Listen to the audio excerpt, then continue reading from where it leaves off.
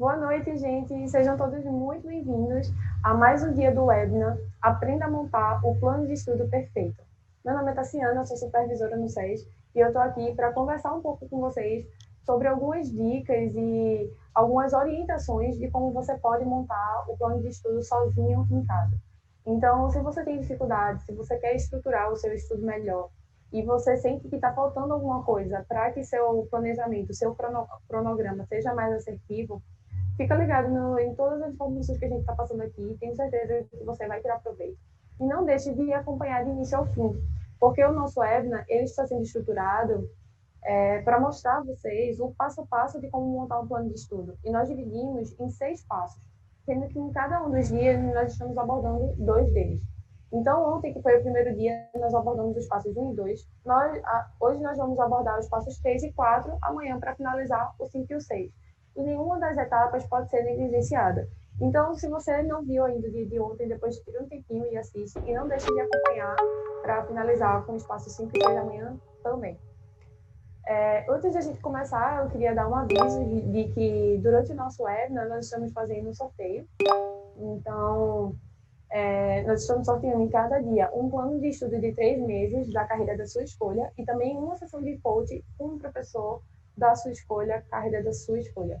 Então, para participar, basta responder o formulário que está aqui embaixo, com o link na descrição, cuja pergunta é como o plano de estudo perfeito vai alavancar a sua preparação. Então, sejam criativos, a disputa é bem acirrada e o prêmio vale muito a pena. Tenho certeza que 3 meses de plano, ou então uma primeira sessão com o coach, vai já dar uma luz, vai dar um direcionamento bem legal no seu planejamento. Então, responde o formulário para concorrer, tá certo? Então, hoje nós podemos começar com os passos 3 e 4, falando um pouco sobre como definir o seu perfil e o seu nível e como, a partir disso, você pode realmente montar um cronograma semanal efetivo. Então, eu vou compartilhar minha tela com vocês para a gente poder começar.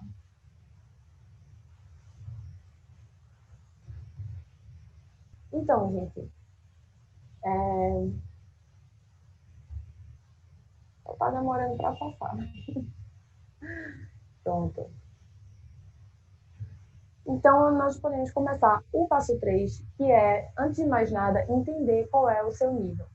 Então, ontem a gente falou um pouco sobre dar direcionamento, saber o que é que você quer, qual é o seu cargo, qual é o seu órgão, qual é o estado que você vai prestar, se vai ser mais de um estado, qual a banca que você vai provavelmente enfrentar de acordo com a análise que você fez depois do direcionamento, e como selecionar os temas de forma que você consiga fazer um planejamento bem assertivo para o que de fato cai, saber o que é que cai pouco, o que é que cai muito, qual é a disciplina que você vai ter que dominar melhor para sair bem naquela prova, enfim.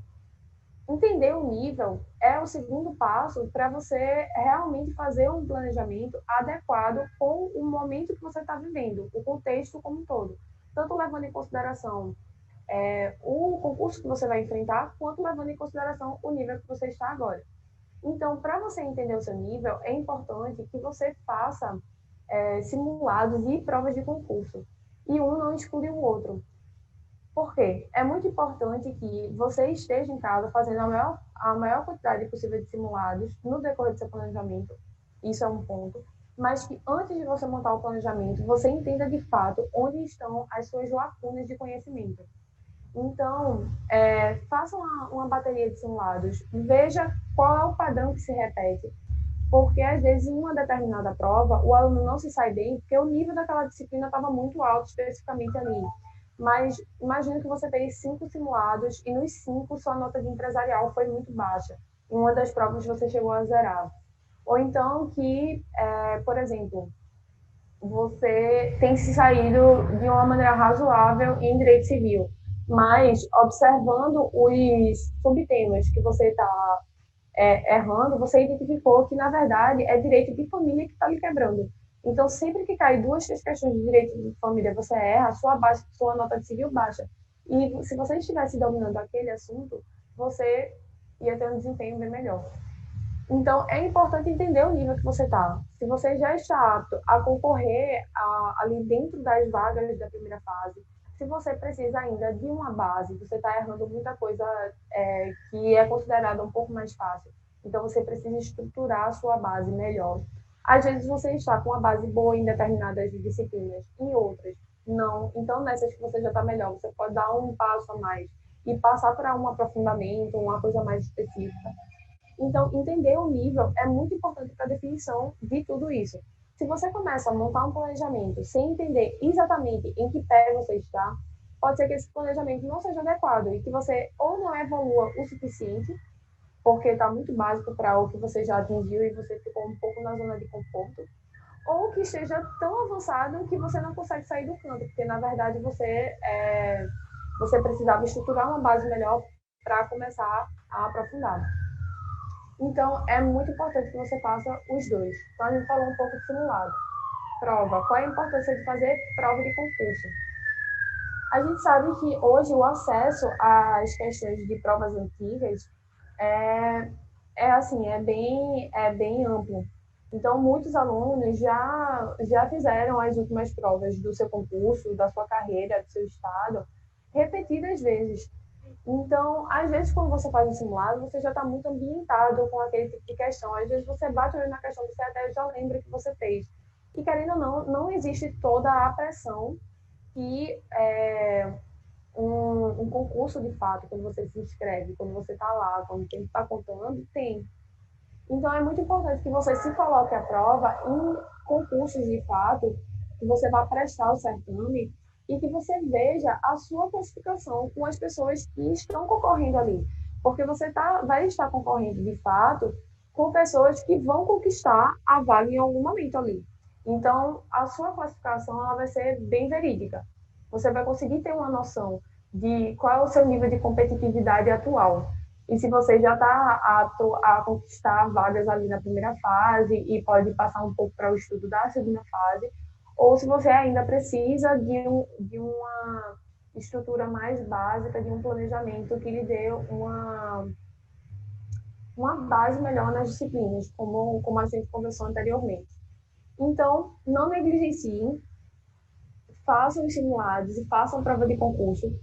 É importante que você identifique seu nível antes de montar o seu planejamento. E a partir do momento que você sabe o seu nível, é importante que você identifique também o seu perfil. Então, você identificou, beleza, estou aqui no nível mais básico, preciso de uma coisa que me dê uma estrutura melhor nas disciplinas X, Y e Z. Mas como é que você vai realmente assim definir qual é o seu material e definir quais são as suas técnicas de estudo? Você precisa identificar o seu perfil. Isso é uma coisa bem pessoal. Então, existem alunos que são mais adeptos da leitura, existem alunos que são mais auditivos, então escuta um áudio, ou então gosta de videoaula. Videoaula tem todo aquele contato com o professor, você vê a dinâmica do assunto, ele explica de uma forma muito mais contextualizada do que a doutrina. Tem gente que, por outro lado, não gosta de videoaula, acha que não rende bem, se desconcentra, não gosta quando o professor conversa no meio da aula. Tem uma série de questões que podem influenciar. E você precisa identificar qual é o tipo de estudo no qual você consegue evoluir melhor para você já começar com o pé direito, já começar acertando. Porque tem muita gente que perde um tempo precioso de preparação porque começou com uma técnica na qual não evoluía muito bem, ele não estava muito adaptado para aquela técnica. Isso pode, inclusive, gerar um prejuízo em termos de investimento no material que você vai adquirir. Então, a gente conversou um pouco ontem sobre qual material é adequado para o seu tipo de prova. Então, você tem que entender o nível de profundidade do material, você tem que entender se vai ser mais adequado para o seu estilo de prova, para a sua banca, uma doutrina, se vai ser mais leitura de lei seca, ou se vai ser uma coisa mais voltada para a jurisprudência. Mas depois que você identifica isso, você precisa ver qual é, de fato, o material que você vai adquirir, não só o tipo de material. Então, analise com cuidado se seu perfil é mais visual, mais auditivo ou mais sinestésico, que é uma mistura, um mix. Então, não é nem só aquela pessoa que só lê, só escreve, e nem é aquela pessoa que só assiste videoaula e manda áudio e explica em voz alta. Normalmente, esse perfil ele é mais comum. É uma pessoa que está ali mesclando tanto, por exemplo, um PDF mais direcionado, quanto uma videoaula, faz um aprofundamento para determinadas matérias com uma doutrina e aplica diferentes técnicas para cada um desses materiais. Então, analise com cuidado para, a partir daí, você definir quais são as técnicas de estudo que você vai usar. E, gente, sobre técnica, é uma coisa bem pessoal. E não é um martelo batido. Você pode utilizar algumas técnicas. Vou só voltar aqui um pouquinho, para a gente depois, para a imagem desconcentrar vocês. Você pode usar diferentes técnicas para diferentes disciplinas. Então, assim, a gente tem uma técnica que a gente fala muito, que é uma técnica mais complexa, que nem todos os alunos se adaptam bem, que é mapa mental. Mapa mental é ótimo, o mapa mental gera uma interpretação do assunto, gera um material de revisão massa e tal, mas não significa que mapa mental é adequado para todo mundo, nem significa que é adequado para todas as disciplinas, nem para todos os momentos, porque depende muito, como a gente vem falando, do nível que você está, da banca que você vai enfrentar e da matéria que você está estudando. Então, por exemplo, talvez direito tributário não seja uma matéria muito adequada para você montar um mapa mental. Não é uma questão interpretativa muito grande, é mais uma questão de decorar aquele assunto, de você saber quais são aqueles impostos, você saber qual é o fato gerador, qual é o conceito, enfim, é uma coisa que você precisa decorar um pouco mais. Então, talvez o esforço que você vai ter para montar um mapa mental, ele não seja válido para aquele tipo de assunto. Por outro lado, direito penal, teoria geral, a parte geral de direito penal. É um assunto que os alunos costumam fazer bastante mapa mental, porque ele tem várias ligações com diferentes assuntos que você precisa fazer o link. Perdão, gente, coisas do ao vivo. Acho que fez um barulho aqui, espero que não tenha atrapalhado. Então, gente, o que eu estou querendo indicar para vocês é que técnica é uma coisa que ela vai depender muito do seu momento, vai depender muito do seu perfil e vai depender, inclusive, da matéria que você está estudando. Então, na prática, no dia a dia, você vai identificar que algumas matérias precisam de técnicas diferentes. E o que a gente quer trazer aqui é um panorama de possíveis técnicas para as quais nem todo mundo se atenta. Porque, normalmente, o concurseiro, ele vai para qual técnica de praxe? Anotação. Todo mundo faz anotação, todo mundo tem seu caderno e faz uma revisão bem efetiva, com o assunto escrito da maneira como você entendeu. Então, é uma coisa que de praxe já é feita. E muitas vezes a utilização de marca-texto também. A grande maioria dos alunos tem um esquema de cores, tem pelo menos 2 ou 3 marca-textos que usam para destacar conceitos, definições, ou pelo menos destacar o que é mais importante. Mas a gente quer dar uma visão um pouco mais ampla de possíveis técnicas, porque às vezes o que está faltando para o aluno é um passo a mais, ele está com muita dificuldade de fixação daquela matéria, e às vezes existe uma técnica de estudo que ele nunca pensou ali, que pode dar justamente esse empurrãozinho para uma fixação maior e, consequentemente, um desempenho melhor em prova.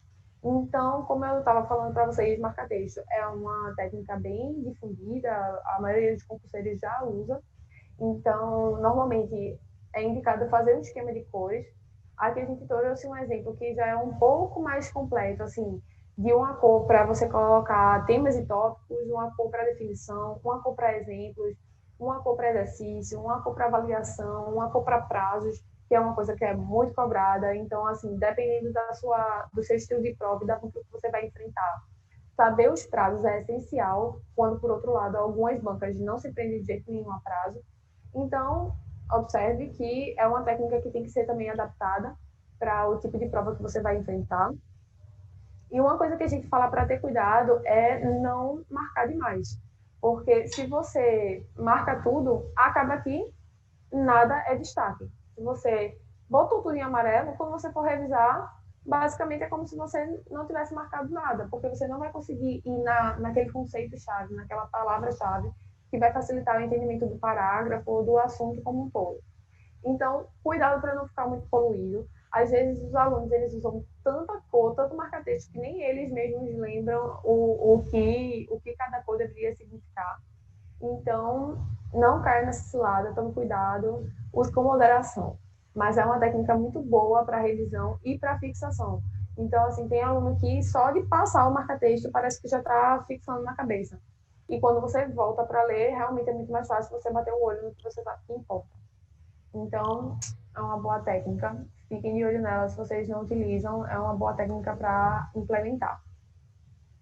Anotações em estilo Cornell. Então, a anotação já é uma coisa bem difundida, como eu falei para vocês, mas o estilo Cornell é um pouco diferente, porque você anota um pouco em tópicos na parte principal da página. Do lado, você resume em palavra-chave tudo que você anotou em tópicos. E embaixo, você faz uma anotação realmente quase como se fosse narrada do assunto. Então, você resume mais ou menos em um parágrafo tudo que você entendeu do que você anotou em tópico. Então, é como se fosse uma anotação um pouco mais completa, com 3 tipos de abordagem. Abordagem em tópicos, um pouco mais detalhada, abordagem em palavra-chave, para você bater o olho e saber do que é que se trata, perdão, e a abordagem em um parágrafo realmente corrido, com uma descrição simples de tudo que você entendeu e do que é mais importante sobre aquilo. Então, se você é uma pessoa extremamente adepta de anotação, você já tem todo o seu esquema montado, já tem vários cadernos, e talvez você esteja querendo inovar um pouco, dá uma lida um pouco sobre anotações de estilo Cornell, porque isso pode dar uma renovada na forma como você estuda. Outra técnica que é bem comum são os acrônimos e acrósticos. Não, isso é quase um trava-língua para mim. E é bem difundida, principalmente entre alguns professores de cursinho, porque forma alguns bizus, como o pessoal chama comumente, que são bem oportunas em prova. Então, para coisas que você precisa decorar, que sempre são cobradas e que são um pouco mais difíceis de decorar, é bem legal você ter um bizu desse, um esquema desse que facilite seu entendimento. Qual é o cuidado que você tem que ter aqui? Com a quantidade de bizus que você vai anotar para usar em prova, porque juntando as diferentes disciplinas e os diferentes bizus, acaba que é coisa demais para você decorar. Porque você acaba tendo que decorar a dica de várias coisas e às vezes você sabe até, por exemplo, só se de vapor, como a gente está vendo aqui no slide que eu trouxe para vocês, é uma dica que ela é bem difundida. Muita gente já conhece o sócio de vapor. Mas às vezes você está com tanto acrônimo de tanta disciplina que você até lembra sócio de vapor, mas você não sabe o que quer dizer cada uma das siglas. Então, tome cuidado para não focar demais nisso e acabar se perdendo. Utilize para pontos mais estratégicos que você sabe que são comumente cobrados na sua prova. E uma coisa legal de fazer com essa técnica dos bizus é você usar um post-it e colar na parede onde você estuda, de modo que você possa estar revisando aquilo com frequência. E não só decorar o nome. Então, deixe lá bem exposto o que significa cada uma das siglas ou cada uma das letras do esquema que você montou. Tem tanto alguns que já são mais difundidos, como esse que a gente sabe que é bem famoso, do sócio de Vapor, mas você pode montar os seus próprios. Então, talvez seja uma coisa que fique até mais fácil você assimilar quando você estiver criando sua própria frase, sua própria palavra na técnica de acrônimos e acrósticos. Mas é uma coisa bem pontual, não é uma técnica para ser usada de maneira recorrente em todas as disciplinas. Então, fiquem de olho nisso. Aqui a gente tem a técnica SQ3R. Essa técnica, ela normalmente gera muita pergunta dos alunos de plano. E eles sempre estão perguntando para a gente como funciona. É uma técnica um pouco mais complexa, que leva mais tempo. Mas se o aluno está precisando de um estudo mais completo em determinada disciplina, que realmente gere uma base, uma fixação grande, ela é uma técnica muito boa. Leva um pouco mais de tempo. Então, o que quer dizer o SQ3R? O SQ3R na verdade, a sigla das atividades, a inicial das atividades que essa técnica envolve. Então, tem um S, tem um Q e tem 3 R's, e eu vou ler mais ou menos para vocês o que isso significa. Então, a gente tem, perdão, travei. A gente tem o S de survey, que é pesquise, o Q de question, que é pergunte, o R de read, R de recite e R de review. Vou explicar para vocês o que é cada uma dessas coisas. Então, primeiro, pesquise. Você vai fazer, na verdade, uma leitura dinâmica. Pega aquele assunto, dá uma olhada mais ou menos sobre o que ele se trata e veja qual é a extensão dele. Então, quantas vezes você não pegou um livro, abriu um determinado capítulo, sem fazer a menor noção de quais os tópicos seriam abordados ali e qual é a extensão? Você está lá, começou o capítulo de controle de constitucionalidade, você vai lendo, lendo, lendo, você não sabe quando é que aquele capítulo lá acaba. Quando você vê um dos maiores capítulos do livro de constitucional e você não conseguiu nem estimar quanto tempo você passaria inicialmente naquele capítulo e nem sabia quais os tipos de divisão dentro daquele capítulo que você ia enfrentar. Então, primeiro, pesquise um pouco sobre o assunto que você vai ler. Faça uma leitura dinâmica, veja quais são os tópicos que estão ali dentro, entenda quais são os macrotemas dentro daquele assunto. Então, essa parte vai tratar disso e tem os subtópicos X, Y e Z. Essa parte é disso, essa parte é disso. Porque você vai ter uma visão muito mais ampla sobre como vai ser a escalada de aprendizagem dentro daquele assunto. Então, primeira coisa, pesquisa, leitura dinâmica, entender a extensão, entender a divisão, saber quais são os subtópicos que aquele assunto vai tratar. Depois, a parte das perguntas. Então, depois dessa visão geral, pergunte sobre o que aquele assunto vai tratar. Então, talvez para concurseiros já de longa estrada, que já estão no estudo há algum tempo, essa etapa ela parece um pouco besta. Então, tipo, ficar me perguntando sobre o que isso se trata, já estudei isso tantas vezes, mas é como se você estivesse expondo o que você já tem, o seu conhecimento prévio sobre aquele assunto, antes de se debruçar na leitura. Então, faça esse exercício, assim, sobre o que eu vou aprender em cada um desses tópicos e nesse capítulo como um todo. O que é que eu já sei e qual é a minha expectativa do que o autor vai trazer para mim nesse assunto. Então, essa é a segunda parte. Terceira parte, leia. Essa é a parte que todo mundo já está mais acostumado. Se debruce ali sobre o seu PDF, sobre a sua doutrina, sobre a sua lei seca e, de fato, estude. Leia com profundidade e buscando realmente o entendimento completo do assunto. Terminada essa parte, recite. Então, é um pouco um mix de técnicas, porque a parte de recitar é quase como se você estivesse dando uma aula sobre um assunto, que também é uma técnica bem difundida. Então, fale em voz alta sobre o que você acabou de aprender. E, por fim, revise todo esse processo que você passou. Então, você consegue ter uma visão muito ampla, muito aprofundada do assunto que você estuda a partir da técnica SQ3R. Se você nunca tentou, experimenta, vê se é uma coisa que você se adapta. Agora, vão com a cabeça aberta e com a ciência de que as primeiras vezes vai ser difícil. Então, técnicas que lhe proporcionam uma fixação e um entendimento maior, elas nunca vão ser tão fáceis assim de executar. Elas sempre vão exigir uma dedicação maior do aluno. Então, apresentada a SQ3R, que é uma das técnicas que os alunos mais perguntam e mais têm curiosidade. Uma estratégia também é você fazer linha do tempo. E é uma coisa assim, como eu comentei um pouco sobre os acrônimos, por exemplo, é uma coisa que depende muito da matéria e do assunto que você está estudando. Então, para determinados assuntos, vamos supor, processo legislativo. Poxa, é interessante que você monte uma linha do tempo com passo a passo de como todo o processo legislativo é feito. Em direito penal, por exemplo, se você estiver estudando sobre em direito processual penal, se você estiver estudando sobre prescrição. Então, existe uma série de prazos e existe uma série de etapas que, o, que o agente passa, uma série de causas de interrupção, e você pode montar uma determinada situação em que você veja, numa linha do tempo, melhor como aquilo vai se estruturar. Então, é um recurso mais visual que vai te proporcionar um outro tipo de perspectiva sobre aquele assunto, do que simplesmente ler, e você não está simulando aquilo legal. Então, se você tem dificuldade em algum assunto específico, que ele seja bem adaptado em uma linha do tempo, faz esse teste, monta. Também é legal, não caberia num post-it, assim, uma linha do tempo é legal você fazer ela um espaço. Não é interessante que você tenha que espremer ela numa folha pequenininha.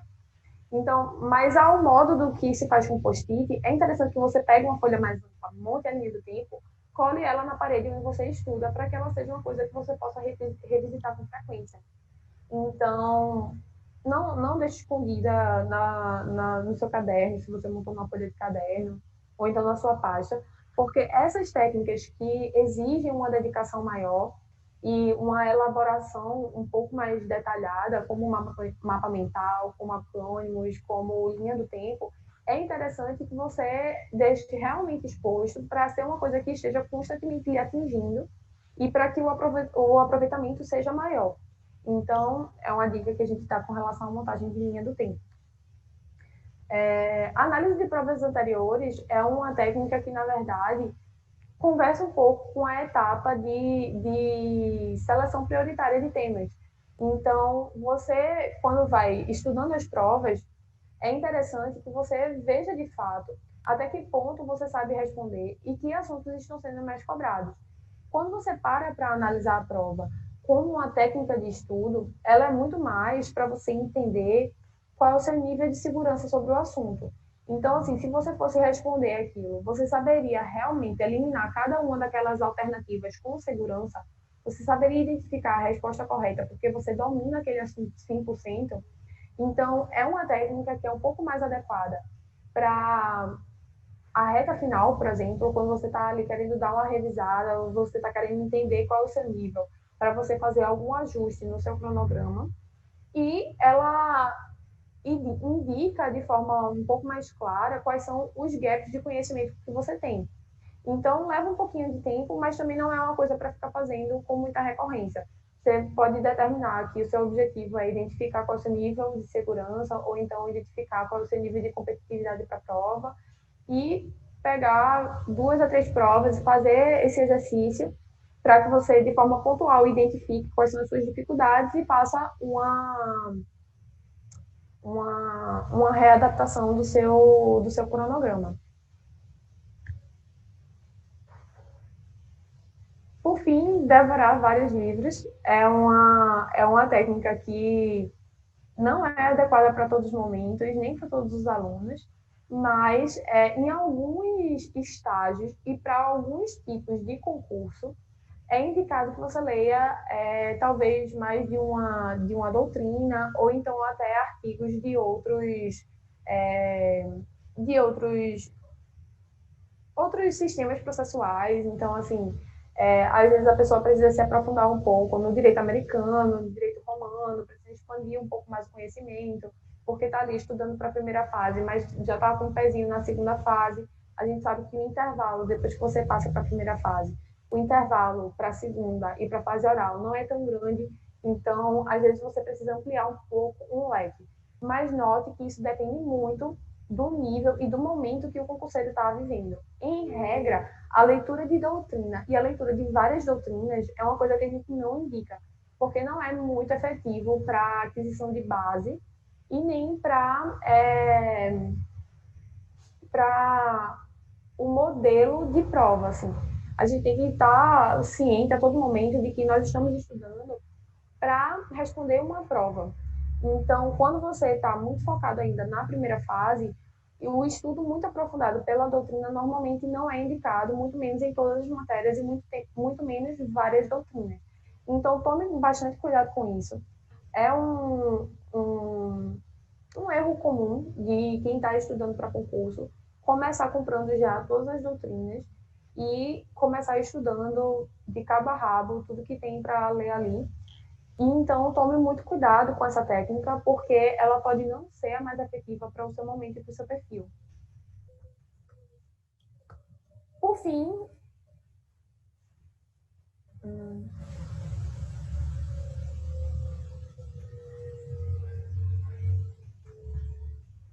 gente, eu vou pedir para depois vocês cortarem essa parte, porque isso aí foi abordado outro dia já.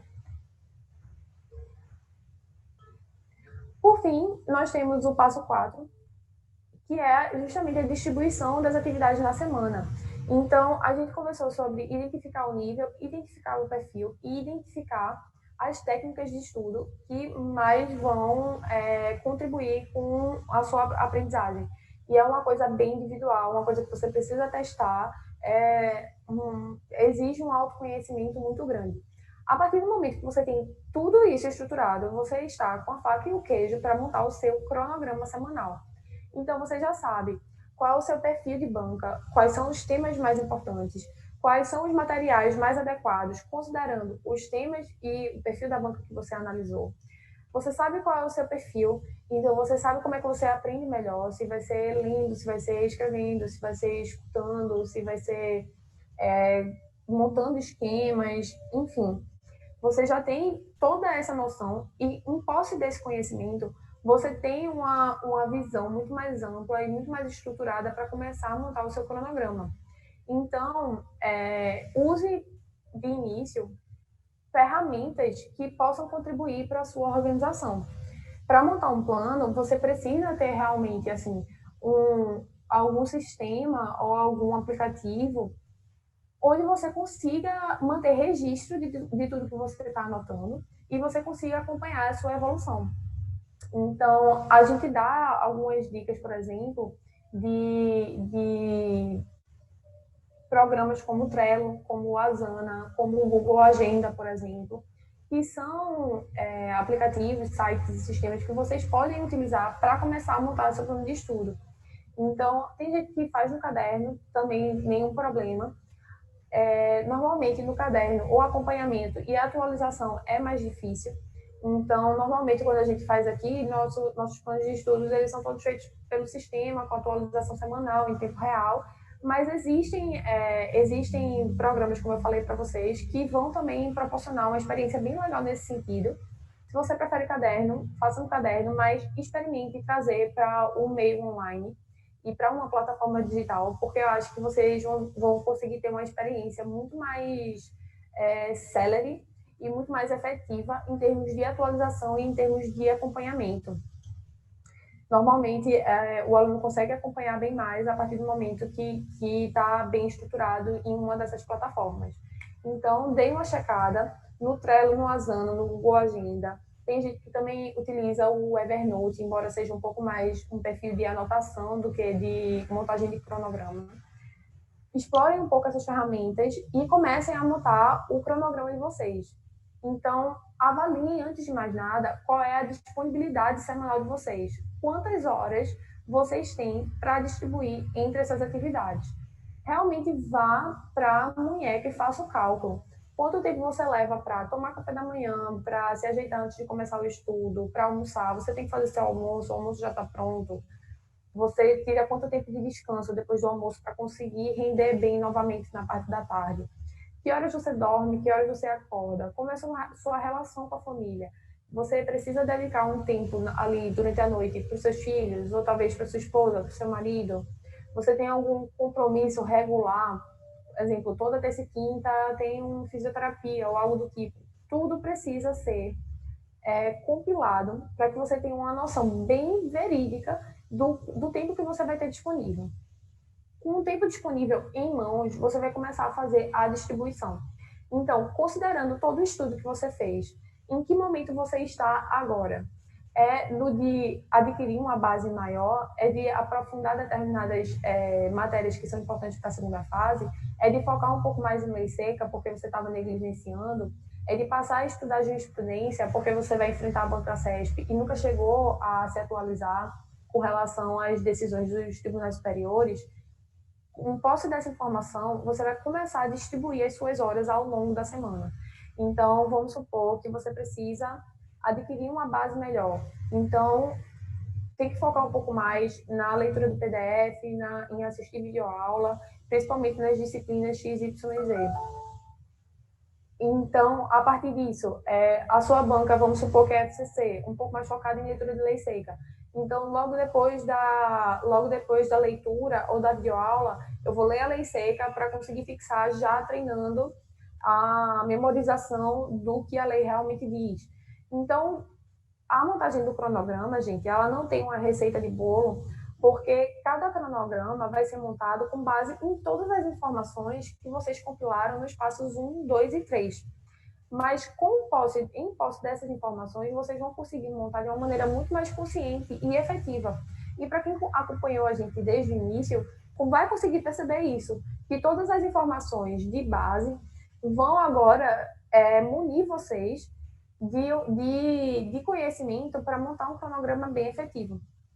Então, tenha noção de que no seu dia você precisa dedicar um tempo para aquisição do conhecimento, para exposição do conhecimento, ou seja, você está sempre assimilando através da leitura e através das videoaulas, mas você precisa também colocar aquilo no papel, através de questões, através de anotações, através de perguntas e respostas em flashcards, por exemplo. Você precisa tirar um momento para revisar e você precisa tirar um momento para ler lei seca e jurisprudência como parte do estudo para sua prova. Realmente uma coisa independente.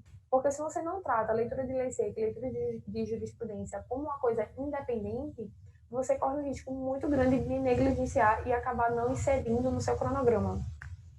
Então, só repassando um pouco, vejam a ferramenta para a organização, vejam a disponibilidade mensal de vocês e planilhem tudo isso. Sim, falar em planilhar, uma das ferramentas que vocês podem usar também é o Excel. Tem várias formas de você usar o Excel de uma maneira bem proveitosa para fazer um planejamento. Vejam qual é o perfil de vocês com relação à distribuição de disciplinas. Então, não existe uma regra, como a gente já comentou, inclusive, tem aluno que prefere estudar uma matéria só no dia e ao longo da semana vai acabar estudando poucas matérias. Tem aluno que prefere passar por todo o ciclo de matérias da carreira dele em uma mesma semana, estudando uma quantidade menor de horas cada uma. Veja o que funciona melhor para você e entenda qual deve ser o seu foco de estudo. Porque com base nisso, você vai conseguir definir não só quais são as atividades que você precisa inserir no seu cronograma, mas também quanto tempo você deve dedicar a cada uma delas. Porque sabendo quais atividades são mais importantes, você vai saber que das 8 horas que você tem no dia, ou das 3 horas que você tem no dia, 50% você tem que dedicar para a atividade A. 20% para a atividade B, que ela leva um pouco menos de tempo e não é tão importante para o momento que eu estou passando. Então, é dessa forma que vocês vão conseguir montar melhor um cronograma. Então, com relação à doutrina, aula e PDF, a gente tem que lembrar que é um planejamento de horário para ter início e fim. Então, não assim, caiam na tentação de, tipo, eu vou ler até cansar, vou ler o máximo que eu puder. Estabeleçam metas.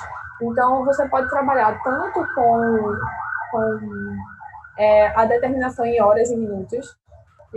Eu peço desculpa, não sei se vocês estão conseguindo escutar, mas passo por uma ambulância super alta aqui, espero que não tenha atrapalhado aí o áudio de vocês. Mas, voltando. Você pode estabelecer tanto o horário quanto meta de capítulo. Se você tem uma disponibilidade muito grande no seu dia e você pode passar ali, por exemplo, 6, 7, 8 horas estudando, você pode bater meta de capítulo. Então, eu vou estudar 2 capítulos da disciplina X nesse dia. E aí, talvez, o seu tempo seja um pouco mais flexível aí. Delimitar a quantidade de páginas ou vídeos por dia é uma estratégia interessante também. Inclusive, para você identificar qual é a sua velocidade de estudo. Então, para você conseguir ter uma noção melhor do quanto você consegue cobrir no dia com videoaula ou com a leitura de doutrina de PDF, é interessante você marcar antes de você montar o seu cronograma. Então, faça esse exercício. Assim, eu vou ler 50 páginas hoje e vou marcar o tempo. Então, vamos supor que você leu 50 páginas em 3 horas. E aí você vai saber quantas páginas você consegue ler por minuto. E notem, esse cálculo não é estático. Talvez seja interessante você fazer, inclusive, o cálculo por disciplina. Porque em planos de estudo, por exemplo, a gente tem uma série de alunos que tem velocidade de leitura diferente a depender da disciplina. Então, tem aluno que tem uma dificuldade gigante para direito empresarial. E nota que a velocidade de leitura em direito empresarial é muito menor do que a velocidade de leitura, por exemplo, em direito administrativo, que é uma matéria que o aluno já tem um domínio bem maior. Então, você consegue descer a um nível bem específico de personalização a partir do momento que você faz o cálculo da sua velocidade de leitura e que você especifica a sua velocidade de leitura para cada matéria.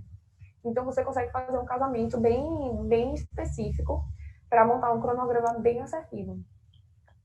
E acompanhar estudo com anotações. Então, é de prática, como vocês já sabem, tanto na leitura de doutrina como no acompanhamento por videoaula, sempre tem um registro do que você está estudando. Com relação à lei seca, também é interessante vocês delimitarem uma meta diária, por exemplo, ou de quantidade, ou então ler toda a lei seca relativa aos assuntos que eu estudei pela doutrina PDF ou videoaula. Existem diferentes estratégias que vocês podem utilizar aqui.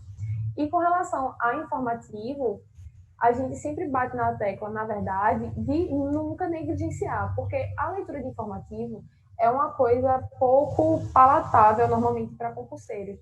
Isso acaba prejudicando muitos deles no desempenho em provas. Então, como a gente vem conversando desde o dia 1, algumas provas, algumas bancas vão exigir um conhecimento grande de jurisprudência desde a primeira fase.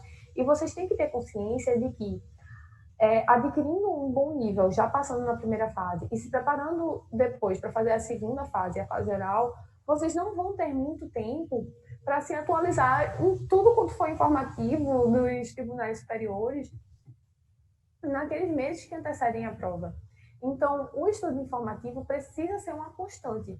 O que vai mudar é o nível de dedicação que você vai ter. Então, se você tá, por exemplo, estudando para FCC, que a gente já comentou algumas vezes, que é uma banca que costuma ser mais objetiva em suas questões, que é mais curta e às vezes cobra mais lei seca, não faz sentido você dedicar muitas horas. Já se é CESP, faz sentido você dedicar uma quantidade maior de horas. E isso vai depender um pouco também do seu cargo. Então, se você está estudando, por exemplo, para cartório, para juiz, que a segunda fase vai pegar pesado na cobrança de jurisprudência, você tem que dedicar uma quantidade maior de horas para esse estudo, independente da banca que você vai enfrentar na primeira fase. Porque quando você passar na primeira fase, você não vai ter tempo de se atualizar com relação a tudo, como eu tinha falado anteriormente.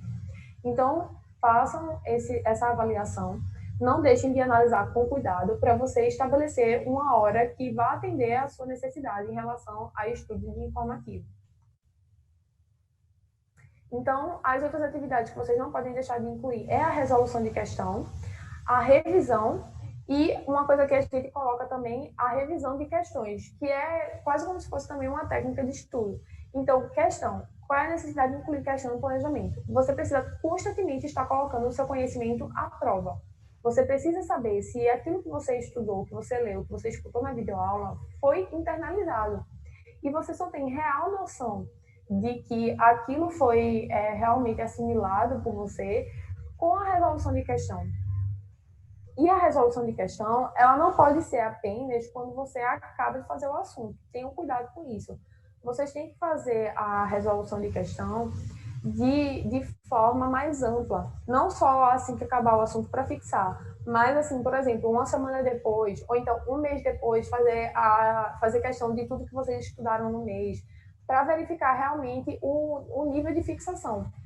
Porque se você faz só depois que você estuda aquele assunto, você não está, de fato, verificando qual é o nível que você tem para a prova do concurso. Porque na prova do concurso você não vai ter acabado de ler todos os assuntos de todas as disciplinas. Então, tenham em mente que a resolução de questão ela precisa ser estruturada de uma forma inteligente para não ser apenas um procedimento de praxe no seu cronograma. A revisão por questão, ela conversa um pouco com aquela técnica que eu falei para vocês de estudo por provas anteriores. Então, você pode pegar questões e dissecar cada alternativa. Então, você sabe justificar o erro ou o acerto de cada uma daquelas alternativas, você responderia essa questão com 100% de segurança, indicando em cada uma delas o que seria alterado para que a alternativa estivesse certa. Então, é um estudo bem específico que, como a gente falou, é mais indicado para quem está em uma reta final ou para quem realmente está querendo uma técnica um pouco mais complexa e um pouco mais detalhada de resolução de questão. E a revisão também não pode faltar. Todo mundo sabe, todo concurseiro sabe que no estudo você precisa revisar bastante. Qual é o problema? Nem todo mundo aplica isso com a constância e com a frequência que deveria. Então, um ponto-chave para vocês conseguirem implementar isso é justamente as plataformas de acompanhamento que a gente falou lá no início. Então, deixe programado no seu Google Agenda, no seu Trello, no seu Excel, qual é o dia, qual é o assunto, qual é a disciplina que você vai revisar ao longo da semana. Isso no planejamento de longo prazo. Saiba o que é que você vai revisar já daqui a 2 meses. Porque você, com essa previsibilidade, você consegue ter uma adesão muito maior às suas revisões. Então, se já está lá programado no seu calendário, você vai ter uma aderência bem maior. Então, não façam só aquela questão de tipo, no domingo eu vou revisar. Então, se der, no domingo você revisa. O que você vai revisar, você não tem muita certeza do que vai ser. E aí acaba você negligenciando um pouco, de fato, a profundidade da revisão que você precisaria ter naquele momento. Então, fiquem de olho nisso quando vocês forem montar o cronograma. Por fim, a gente indica sempre que vocês façam simulados. E uma coisa que vocês podem fazer são mini simulados, por exemplo, com 15 questões. E aí, através desses simulados, vocês conseguem ter uma noção um pouco mais ampla de do quanto você está evoluindo naquele assunto, mas sem necessariamente parar 5 horas para fazer um simulado completo de como seria no dia da sua prova. Então, se você aplicar mini simulados de 15 questões semanalmente ou a cada 3 dias, você vai estar ali sempre tendo a resolução, tendo um panorama do quanto você está indo bem e do quanto você não está. E, ao mesmo tempo, você não está perdendo tanto tempo quanto os simulados completos. Então, é uma coisa que a gente normalmente indica para os nossos alunos de planos de estudo. O último ponto com relação ao cronograma que a gente quer abordar é a questão das pendências e de você ter um equilíbrio na sua agenda. Então, o que é que acontece? Tanto em coaching, quanto em plano de estudo, quanto quando vocês forem montar o próprio planejamento, vocês vão trabalhar com metas e com estipulação de horário. E é muito importante que vocês se atenham a isso. A vocês serem fiéis ao que vocês estão estruturando agora, com uma execução de longo prazo, é o que vai fazer vocês evoluírem e é o que vai fazer vocês serem aprovados ao final de toda essa trajetória. Mas vocês não podem também querer um perfeccionismo na execução de um cronograma que é tão complexo e que dura tanto tempo. Então, é uma coisa que vai levar assim, meses e anos da sua vida, o estudo para concurso. E muitas vezes você não vai conseguir bater determinada meta, vai gerar um acúmulo de assunto, vai ter uma revisão que você não vai conseguir efetivar bem. Às vezes você vai identificar que, apesar do planejamento que você montou, você não está se adequando bem ao que foi inicialmente estipulado, você vai precisar readequar e talvez dar um passo para trás para conseguir evoluir com mais qualidade na sua jornada. E isso não pode fazer com que você se sinta assoberbado ou então que você está errando no seu planejamento. Porque, na verdade, você precisa ter flexibilidade e jogo de cintura para que esse planejamento ele flua de uma maneira tranquila. Então, busque sempre o equilíbrio na sua agenda, não busque o perfeccionismo, mas sempre esteja bem comprometido com as suas metas. Lembrando que a meta ela tem que ser desafiadora, mas ela tem que ser execuível. Se você fizer um planejamento que ele é o planejamento dos sonhos, top de linha, com várias horas de dedicação, um rendimento líquido altíssimo, mas na prática aquilo não é uma coisa que você consegue executar, nem você está cumprindo seu planejamento, nem você está evoluindo da forma como deveria, e você ainda gera uma carga negativa muito grande por estar ficando para trás e deixando de cumprir tudo aquilo que você projetou inicialmente. Então, é bem importante que você consiga fazer uma projeção adequada das suas metas e do seu cronograma semanal, quinzenal, mensal, semestral. Tudo isso tem que estar bem concatenado. Então, gente, Por hoje, a gente encerrou a exposição dos passos 3 e 4. Abordamos a definição do perfil, do nível e da metodologia lá no início. Depois a gente passou para as orientações sobre como montar um cronograma efetivo. E a gente vai agora entender um pouco como é que isso acontece na prática.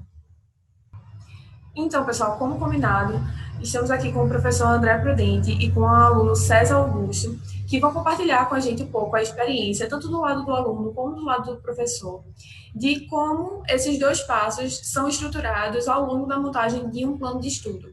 Então, como é essa experiência de você identificar o seu perfil e você identificar o seu nível para você conseguir montar um cronograma adequado. E a partir da identificação, como de fato dividir as suas atividades ao longo da semana, de forma que você faça um cronograma que seja equilibrado, tanto em termos de atividade quanto em termos de disciplina, para que a execução a longo prazo seja uma coisa bem fluida e bem assertiva. Então, professor André Prudente, seja muito bem-vindo, o César Augusto também, seja muito bem-vindo ambos. Muito obrigado, Tassiana, um prazer estar aqui novamente, agradeço o seu convite, o convite do CERS, espero que a gente possa dar aí algumas dicas valiosas a todos. Bom dia, César, um prazer estar contigo também. Bom dia, prazer, agradeço aí a oportunidade de poder compartilhar a experiência e estou à disposição para dizer como tem sido os estudos. Obrigada, gente. Então, César, eu queria começar perguntando para você como é que foi essa experiência de tentar identificar o seu nível em relação ao concurso. Assim, em algum momento na tua trajetória, tu parou para pensar, não, eu preciso realmente fazer simulado, fazer prova de concurso para identificar qual é o meu nível e saber como é que eu vou estruturar meu estudo a partir disso? Tu já passou por algum momento assim? Sim, eu passei. O que eu tenho feito é acompanhando o desempenho, né, em provas anteriores e fazendo questões, resolvendo questões, simulados para poder saber o quanto eu preciso evoluir, né, para atingir o necessário para aprovação. E tu já chegou a passar por algum momento, assim, de fazer, se inscrever em prova de concurso e notar que tu evoluiu ou que notou uma defasagem que antes não existia e tu ter que adaptar o teu cronograma em razão disso? Assim, com certeza. Isso já aconteceu. A prova anterior que eu fiz, a penúltima, na verdade, eu senti uma necessidade muito grande de introduzir o estudo de lei seca e jurisprudência, que eu achei que estava faltando. E para a última prova que eu prestei, eu tentei corrigir essa deficiência. Só que eu foquei muito nisso e deixei um pouco a parte de doutrina do lado. Então, a ideia de buscar um plano de estudo é justamente conseguir o equilíbrio entre essas necessidades, né? Professor André, você poderia comentar um pouco? Tá conseguindo me escutar? Tá um pouquinho baixo, mas eu tô. Deixa eu colocar aqui, porque estava bem baixinho o áudio para mim do César, aí eu coloquei o fone para escutar melhor. Ah, sim, agora melhorou. Pronto. Agora sim, agora conseguimos ouvir. Então, professor, se o senhor puder comentar, na sua experiência recebendo alunos, montando o cronograma, a identificação do nível que eles estão, normalmente é uma etapa difícil, é uma etapa que pode atrapalhar o aluno. Quando o aluno chega, ele já tem realmente assim, uma consciência assertiva de qual é o nível que ele está? Tassiana, ótima pergunta, porque não necessariamente, né? Às vezes o aluno ele acha que ele está em um nível e está em outro, tanto para cima quanto para baixo, né? Às vezes ele está querendo passar o carro na frente dos bois, ele está já pensando ali em uma excelente classificação, quando na verdade ele ainda precisa passar por alguma deficiência na primeira fase, na prova objetiva, né? Claro que o estudo tem que ser mesclado em todas as fases, aqui falando principalmente de cartório, onde nós estamos dentro do planejamento de coaching, e assim, o aluno às vezes já está pensando lá no final, na classificação final. Isso não pode ser negligenciado, né? Todas as fases têm que ser estudadas, tem que ser estudadas, mas a gente tem que ver as métricas desde o início. Então, se o aluno ele está com uma deficiência na prova objetiva, nós vamos ver essas métricas, fazemos diversos simulados para ver qual que é o nível de fato do aluno, se tem alguma disciplina que precisa de uma atenção um pouco maior, se tem alguma outra que o aluno já domina, e às vezes assim, o aluno pensa, já estou num nível ótimo, passei em uma primeira fase, a partir de agora, em todas as provas eu vou passar, e a gente sabe que não é exatamente assim, né? É claro que o estudo para concurso ele é uma constante evolução. A tendência, a partir do momento em que você passa, é você sempre, de fato, começar a passar, mas você não pode negligenciar esse estudo de primeira fase, porque você passou uma vez, né? Enquanto você não conseguir um resultado de fato consistente, enquanto você não tiver uma base muito bem colocada, não dá para dizer que o seu perfil, o seu nível realmente mudou. Então, há uma dificuldade muito grande, tanto dos alunos entenderem isso, quanto da gente utilizar essas métricas, que a gente tenta utilizar sempre da forma mais objetiva possível, fazendo diferentes níveis de simulados, verificando em quais disciplinas a gente precisa de uma atenção um pouco maior, como que precisa ser feita essa dosagem, e como eu mencionei, sem esquecer as outras fases também, né? A gente sempre mescla esse estudo, pensando lá na frente, pensando a longo prazo. Perfeito, professor. Essas considerações são muito relevantes a partir do momento que a gente identifica que o aluno ele precisa ter muita sinceridade no momento de fazer essa avaliação, porque realmente assim passar em uma primeira fase é um dado que pode ser assim enganoso em determinados cenários se você não avaliar com cuidado, assim com que nível de segurança você passou naquela primeira fase, entendeu? Com certeza. Então, é realmente um ponto para se avaliar e indiscutível a importância dos simulados nesse sentido, né?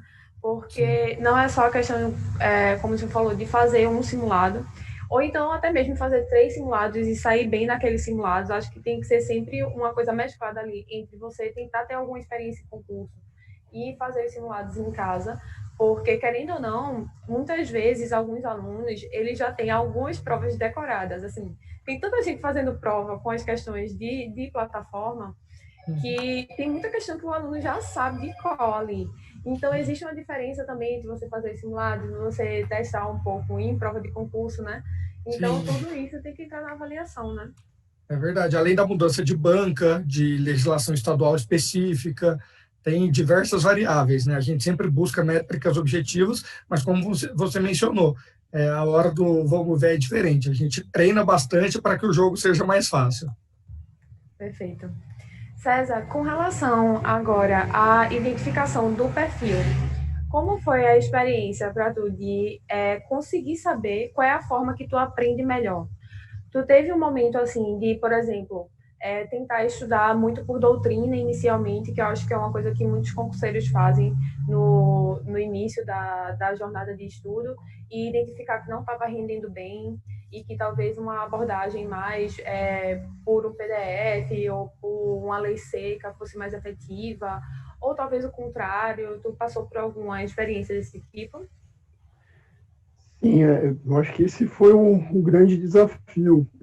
O meu hábito de estudo ele estava completamente voltado a isso, a livro de doutrina, às vezes mais aprofundado, às vezes com uma abordagem mais resumida, mas sempre foi o meu foco de estudo. E eu percebi que realmente esse método já não estava sendo eficiente. Então, eu procurei uma adaptação em que incluísse mais resoluções de questões e a parte jurisprudencial também, né?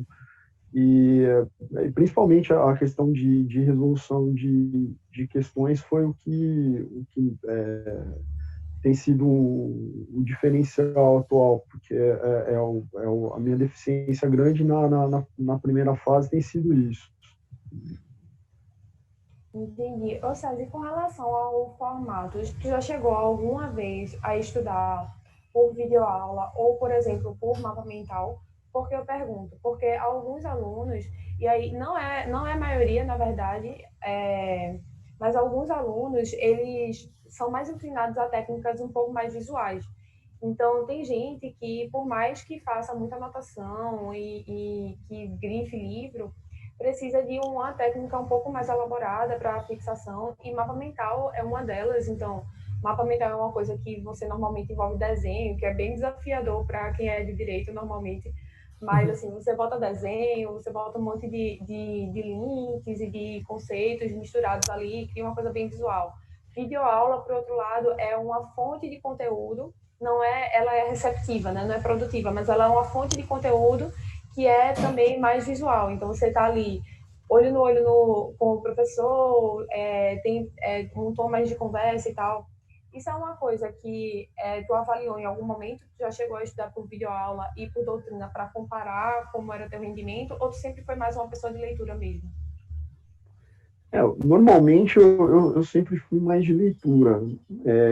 Eu percebi que em alguns momentos, quando eu incluía a videoaula, eu tinha um incremento. Mas, assim, pelo meu perfil, eu acredito que só a leitura e só a videoaula não são suficientes. Eu preciso fazer algumas anotações também, né? Meio que fazer um resumo ou uma interpretação daquilo que eu tô assistindo ou estou lendo, destacando ali os pontos principais para poder fixar melhor. E isso, para mim, sempre é o que funciona melhor. E tá recorrendo a essas anotações sempre ali, né, para rememorar um pouco do que já foi estudado. Perfeito. Realmente, assim, é você externar, né? Primeiro você recebe o conteúdo todo, depois você processa ele e coloca ele para fora de alguma forma. Às vezes é em Assim, anotação, como normalmente os alunos fazem. Queria acrescentar alguma coisa?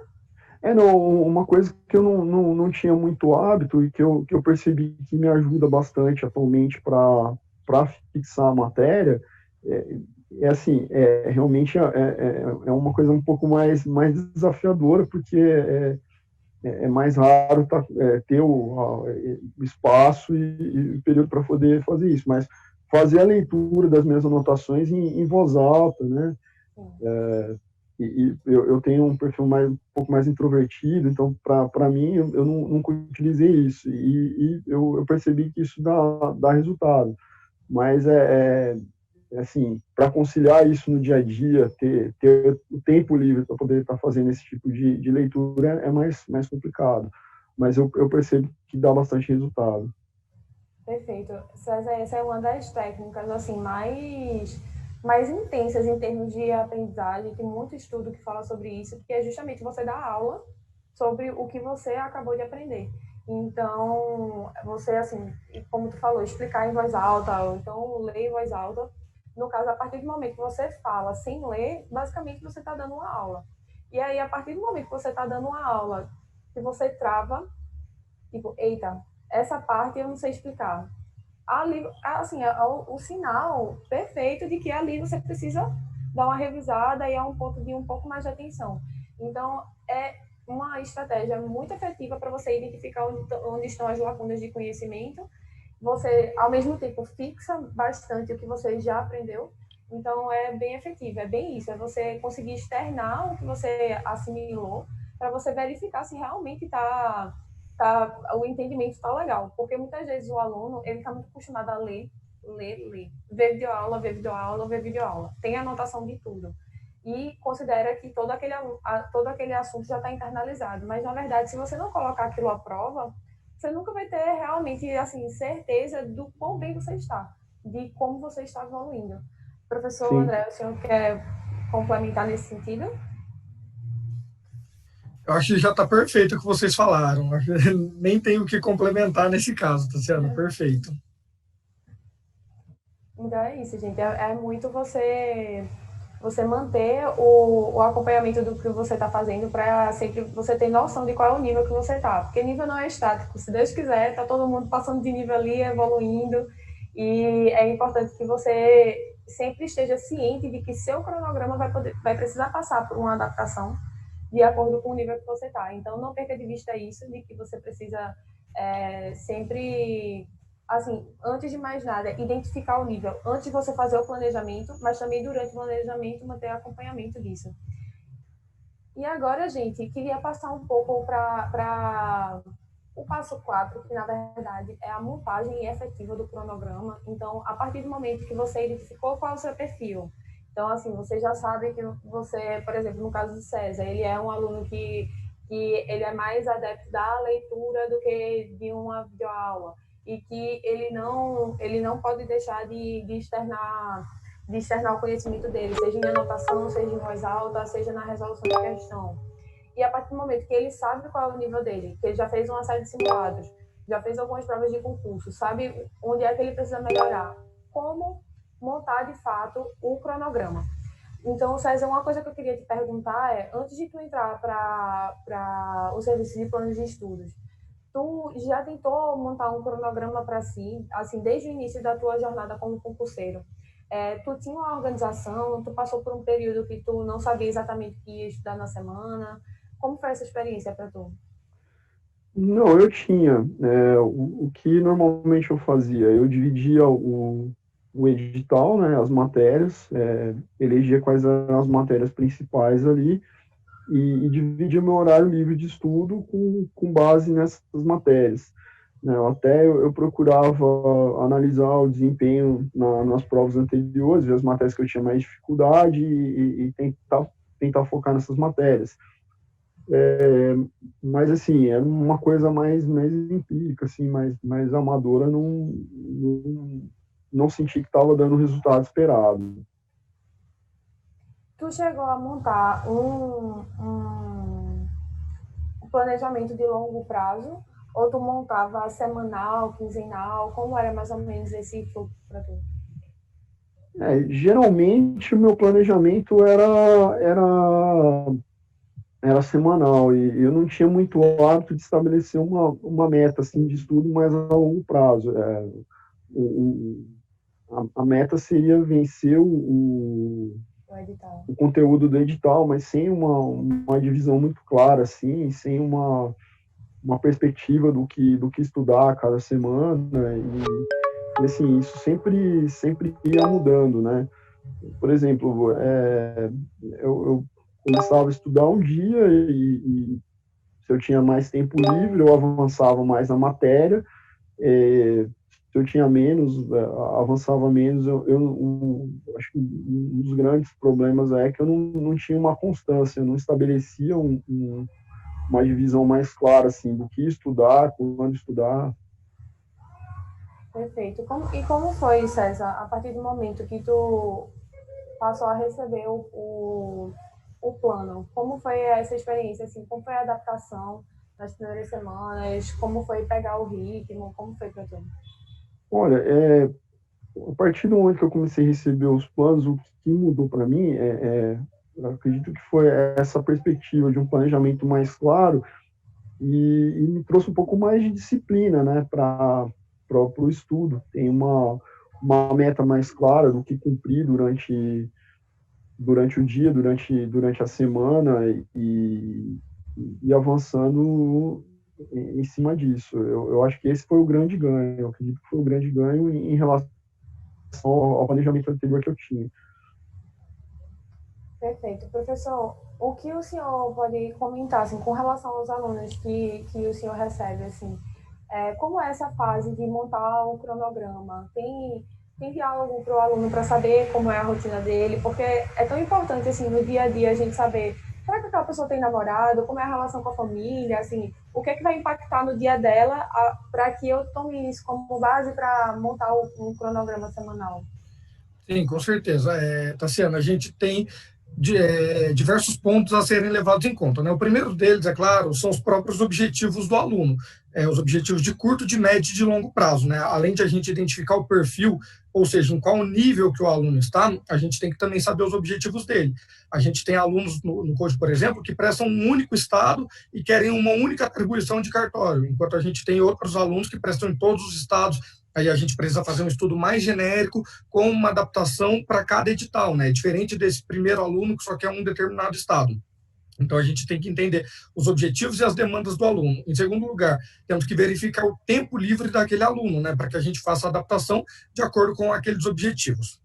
Depois de feito tudo isso, a gente monta esse cronograma a partir desses objetivos, dessa demanda, desse tempo livre, e também de acordo com aquilo que eu falei anteriormente, né, das deficiências e das forças do aluno. Então, por exemplo, se eu tenho um aluno que ele já passou ali em 9, 10, 11 primeiras fases, mas ele está percebendo uma dificuldade muito grande na segunda e na terceira fase, né, aqui falando especificamente de cartório, mas que serve para praticamente todas as carreiras. Então, a gente percebe que esse aluno, ele já tem uma base muito boa, principalmente ali de lei seca, de resolução de questões, mas falta a ele um pouquinho mais de prática, um pouquinho mais de treino daquela segunda e terceira fase. Talvez falte um diferencial para ele de doutrina, de textos mais aprofundados. Então, o tipo de estudo deste aluno vai ser o de um outro aluno que está começando agora, que não sabe muito bem o que quer, né? Não, o próprio aluno ainda não sabe exatamente suas forças e suas fraquezas. A gente faz quase que uma análise SWOT aí, né? Que a gente traz da administração. Então, a gente começa a perceber, a realizar métricas para ver essas forças e fraquezas deste aluno que está começando e adaptar um cronograma para ele. Então, vejam, um aluno que está começando agora, a gente vai realizar muito mais leitura de lei seca, resolução de questões objetivas, e a gente vai inserir aí o treino de segunda e terceira fase a cada 10, 15 dias, pensando lá na frente, quando a gente for fazer uma adaptação maior. Este primeiro aluno, do outro exemplo, aquele que já passou em diversas primeiras fases, ele precisa muito mais de um treino prático e de um aprofundamento, uma leitura de artigos mais aprofundados, né? Eu tenho alunos que eu não sei nem quais línguas eles falam, mas eu já pego artigos em francês, espanhol, inglês e saio mandando para eles, porque realmente eles querem aí esse diferencial, esse ajuste fino. Enquanto esses alunos mais do início, a gente faz um cronograma voltado para eles, pensando desde o começo. Nossa, professor, muito clara essa perspectiva, assim, de como o tipo de cronograma ele pode mudar, depender realmente de qual é a necessidade do aluno. E uma coisa que eu queria ressaltar um pouco é essa questão de diferentes técnicas que se utilizam, e até diferentes técnicas e, às vezes, até diferentes tipos de conteúdo, que foi uma coisa ressaltada na sua fala, que é justamente assim, aquele aluno talvez esteja precisando expandir tanto o conhecimento dele que partiu para artigos do direito francês ou do direito inglês, porque realmente ele vai precisar daquele tipo de conhecimento para a segunda fase, e talvez isso seja o tipo de conteúdo que ele está precisando para o nível que ele está agora. E o César, na fala dele, ele falou também uma técnica que é bem interessante, que nem todos os alunos costumam usar, que é justamente você falar em voz alta e você ensinar o que você aprendeu. Então, na nossa equipe de planos, inclusive, a gente já teve alguns alunos que, nessa perspectiva de ter um perfil um pouco mais auditivo, por exemplo, gravavam explicações nos áudios do WhatsApp. Então, criava um grupo sozinho, gravava explicação para poder escutar depois a própria explicação que a pessoa tinha feito logo depois de ter lido o assunto. Então, é muito de você, no dia a dia, identificar o que está funcionando para você. E nessa questão da leitura de lei seca também, assim, quantas formas diferentes tem de você assimilar a lei seca, né? Então, se o senhor puder comentar um pouco sobre que tipos de técnica um pouco mais diferentes do que o pessoal normalmente usa, a gente pode implementar no dia a dia de um aluno. Com certeza, Tassiana. Eu acho que essa aí das explicações, de falar em voz alta, são excelentes, né? A gente usa muito em cursos de terceira fase, principalmente. A gente passa para que são fases orais, né, em concurso de cartório. Os alunos utilizam muito essa técnica de falar na frente do espelho, principalmente aqueles alunos que são um pouco mais tímidos, um pouco mais retraídos. Eles precisam também desse treino, né? Eu acho que todos os alunos precisam também inserir como técnica, e a gente teve até alguns vídeos recentes sobre isso, a questão das revisões, que os alunos acabam, às vezes, deixando de lado. E a revisão é uma ótima forma de você entender qual dessas técnicas que está funcionando para você. Então, por exemplo, um aluno às vezes está só lendo lei seca lá, e no dia seguinte ele vai revisar, ele vê que, na verdade, ele não pegou de fato aquele conteúdo, né? Ele simplesmente leu ali, mas ele estava com a cabeça em outro lugar. Então ele percebe, ele vai precisar começar a fazer grifos, utilizar cores, né? Aquele aluno que é mais visual. Já o aluno que às vezes é mais auditivo, como você estava mencionando, vale muito a pena ele baixar, tem diversos locais que tem isso, né, na internet, uma Constituição falada, um Código Civil falado, a lei seca mesmo, né, mas sendo narrada ali. Então, às vezes você coloca ali no carro, você está às vezes esperando ali um sinal fechado, você começa a ouvir a Constituição, é uma forma de memorizar aquilo. Tem diversas técnicas, como você mencionou, né, eu tenho alunos, por exemplo, que preferem muito mais essa sistematização da lei seca, a partir de grifos, de cores, de fazer resumos da própria lei seca, né? Colocar ali, reescrever as palavras mais importantes daquele determinado artigo, daquela determinada norma. E esses alunos, às vezes, não gostam de videoaula, porque acham que é um pouco mais repetitivo, às vezes até um pouco mais maçante. Em compensação, eu tenho outros alunos que preferem muito mais a videoaula, aí dentro do próprio esquema da videoaula, que já tem a lei seca trazida pelo professor, eles vão e anotam, porque eles gostam de ter toda essa parte geral, né? A parte que você está ouvindo, que você está enxergando e que você está anotando. Então, é um aluno muito mais sinestésico. Realmente, cada um tem um perfil e cada um vai ter as ferramentas para serem utilizadas com isso. Perfeito, professor. César, eu queria perguntar um pouco. Tu já partilhou ao longo da nossa conversa um pouco sobre as técnicas que tu usa, né? Então, assim, tu tem um perfil mais voltado para leitura e tu gosta de fazer bastante anotação para tu poder revisar depois. Incluiu a resolução de questão e a leitura, quando oportuno, a leitura em voz alta, porque tu identificou que é uma coisa que gera bastante fixação para tu. E aí eu queria te perguntar, assim, fora essas coisas que a gente já conversou, teve algum tipo de técnica que tu, assim, experimentou, que tu incluiu no teu dia a dia, que fez diferença para tu, assim, talvez anotar perguntas e respostas em flashcard, que é uma técnica que eu particularmente acho bem interessante, que mexe bastante com memorização, ou alguma outra coisa nesse sentido? Não teve. Assim, alguma coisa que eu acabo incluindo assim, o mapa mental não é algo que eu consigo trabalhar muito bem. Eu já tentei lidar com o mapa mental, mas para mim não funciona bem. Às vezes, em algum ponto específico ali, fazer algum esquema, desenhar um esquema resolve. Aquelas técnicas mnemônicas de siglas, né? Às vezes facilita, mas em geral são essas que eu te falei, sim, pontual. Perfeito.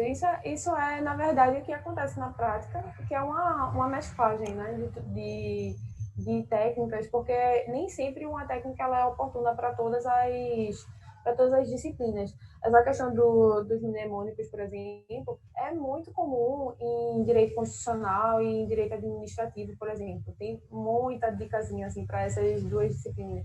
Para outras não tem tanto, para outras é uma questão bem mais interpretativa. Então, depende também de qual é a banca que você vai pegar. Então, talvez essa técnica não seja muito boa. Então, assim, como a gente vinha falando também, se a banca, por exemplo, for uma FCC que pega, por exemplo, muita lei seca e que muitas vezes traz questões que, assim, muda uma palavrazinha, assim, uma definição tendo copiado o texto da lei seca. Poxa, será que é interessante se debruçar, por exemplo, no mapa mental, que é uma coisa que vai gerar um esforço gigante do aluno para ter um contexto mais interpretativo? Então, talvez isso não seja uma técnica que bata muito com o tipo de prova que o aluno vai enfrentar.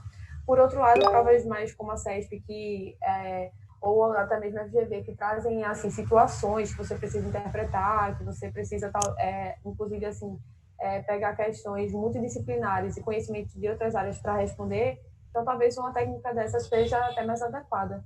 Professor, o senhor gostaria de comentar alguma coisa nesse sentido para a gente finalizar essa parte de técnica?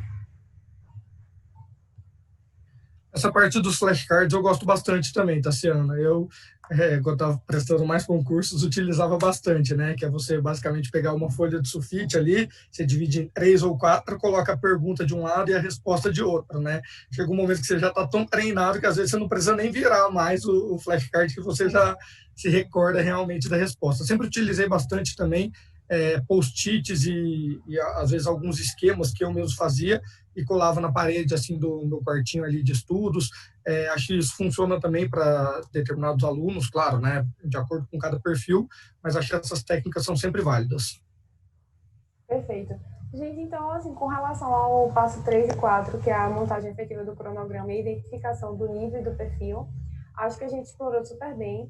Queria agradecer a presença de vocês dois, do aluno César Augusto, do professor André Prudente, por ter compartilhado essa experiência aqui com a gente. Tenho certeza que tem muita gente ali do outro lado que está se identificando com o que aconteceu, com o que o aluno César está passando, ou está passando por alguma dificuldade e vai aproveitar as dicas que a gente deu aqui. Então, foi uma honra tê-los aqui. Eu gostaria de abrir a palavra para uma despedida final, uma mensagem para os alunos de planos de estudo e de coaching que estão aí na luta também, como o César está, como o professor André já esteve. Então, César, se tu quiser se despedir, então. Bom, eu queria só agradecer a oportunidade de poder compartilhar um pouco da experiência, né? E realmente é uma batalha árdua, às vezes muito solitária, que as pessoas que estão ao redor elas não compreendem bem essa caminhada, ainda mais a persistência, a disciplina, ela faz com que a gente vá prosseguindo e consiga o êxito no futuro. Professor André. Queria agradecer também mais uma vez ao Sérgio pelo convite, a Tassiana, né, por ter mais uma vez brilhantemente mediado aí nosso encontro, ao César pela disponibilidade, pessoal da produção aí, Alisson, Diego, todo mundo que está conosco, e agradecer principalmente a quem está nos ouvindo.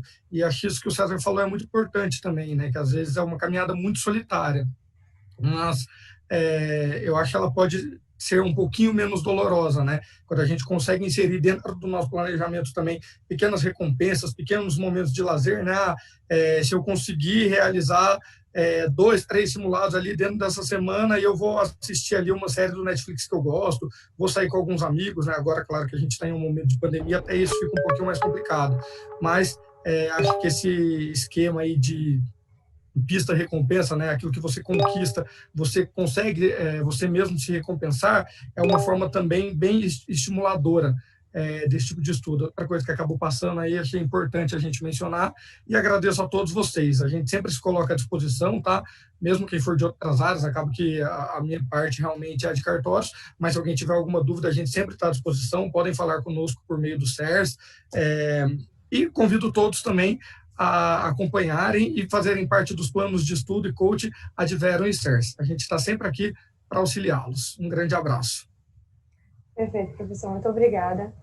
E então, pessoal, é isso. Fiquem acompanhando. Lembrem-se que o nosso webinar está tendo 3 dias. E em cada um dos 3 dias, nós estamos abordando 2 passos. Hoje, nós acabamos de finalizar os passos 3 e 4, que dizem respeito justamente à identificação do perfil e do nível que o concurseiro está e a montagem efetiva de um cronograma, identificação de técnicas, inserção de atividades no seu dia a dia. Então, amanhã nós vamos finalizar com os passos 5 e 6. Se você quer montar o plano de estudo perfeito de início ao fim, não pule nenhuma etapa e acompanhe até o final. Então é isso, gente. Tchau.